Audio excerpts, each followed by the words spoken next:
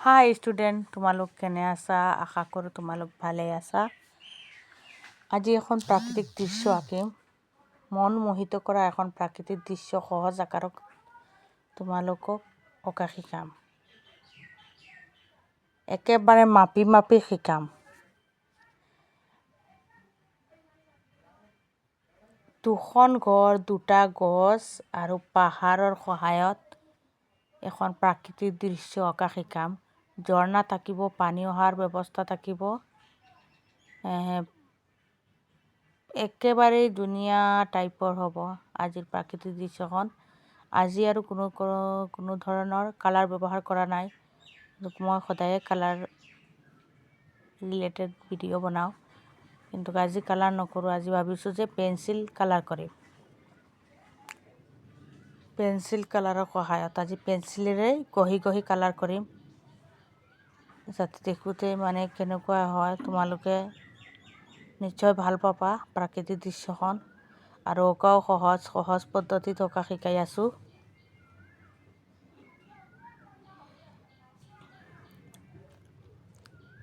একেবাৰে মাপি মাপি আঁকি আছোঁ।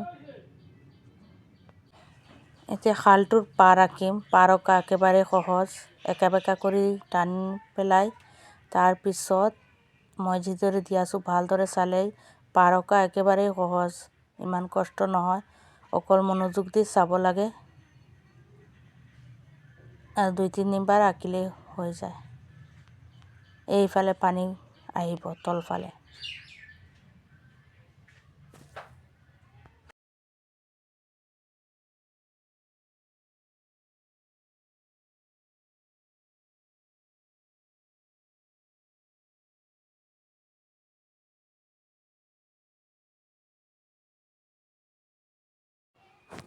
এতিয়া পাহাৰ আঁকিম, ওপৰত পাহাৰ আঁকিম। এইবিলাক দূৰত দেখা যাব যে দূৰত থকা পাহাৰবিলাক। এতিয়া গছজোপাৰ মাজত অলপ ঢাল টেঙৰি আঁকি দিলোঁ।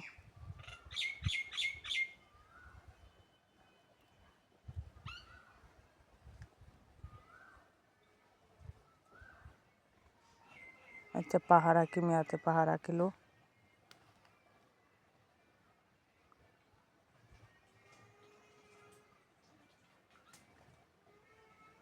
এইবিলাক পাহাৰৰ অংশ আঁকিলোঁ, ঘাঁহনি আঁকিলোঁ তলত। এতিয়া ইয়াতে মজবুত কৰি দিয়া দেৱালখনত ইট এইবিলাক হৈছে ইটৰ অংশ। এইবিলাক হৈছে ইটা।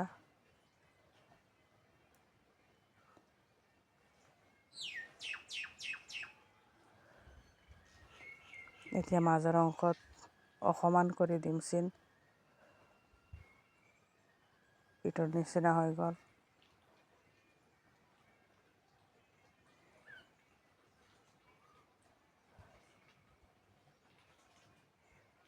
আজি আৰু কোনো ধৰণৰ কালাৰ নকৰোঁ, অকল পেঞ্চিল কালাৰ কৰিম। পেঞ্চিলেৰেই অঁকা পকা কৰিম।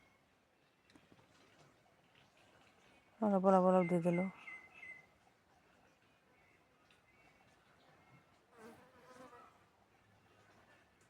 এতিয়া আৰু দৃশ্যখন মানে ধুনীয়া হ'ব। পেঞ্চিলেৰে এনেকৈ গহি গহি দিলে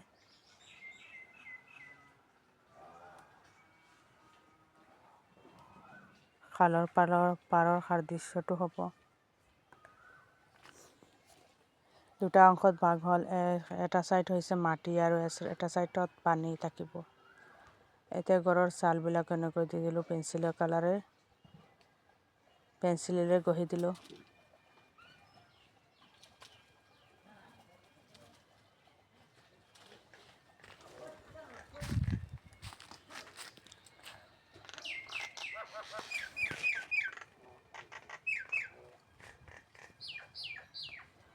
ভিডিঅ'টো ভাল লাগিলে চেনেলটো ছাবস্ক্ৰাইব কৰিব, আৰু লাইক কৰিবলৈ নাপাহৰিব।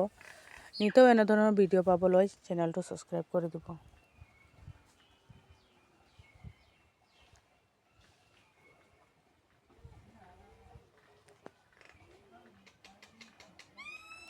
এতিয়া পাহাৰৰ এই চাইডত এনেকৈ দি দিম। দুটা অংশত ভাগ কৰিছোঁ পাহাৰকেইটা, যাতে দেখাত ধুনীয়া লাগিব আৰু দৃশ্যখন মনোৰম দৃশ্যত পৰিণত হ'ব।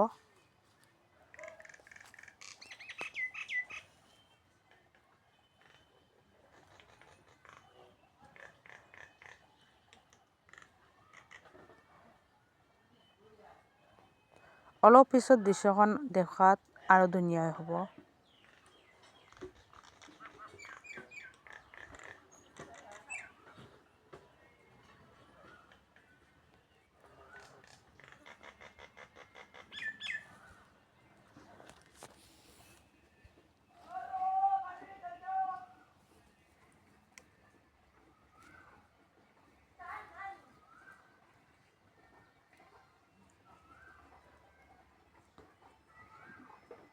এতিয়া দৃশ্যখন ধুনীয়া হৈ আছে। পাৰৰ অংশটো এনেকৈ পেঞ্চিলেৰে অঁকা বাঁকা কৰিলে ধুনীয়া হৈ যায়। চাওকচোন, একেবাৰে দুটা অংশত ভাগ হৈ গ'ল। এটা খালৰ অংশ, পানী থকা খালৰ অংশ, আৰু আন চাইড হৈছে মাটিৰ অংশ।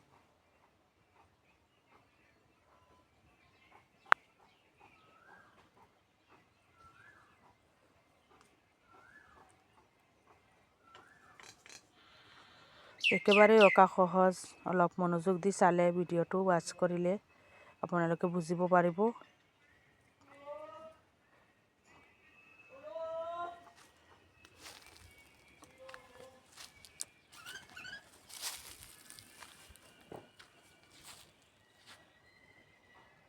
এইবিলাক পানী দিলোঁ।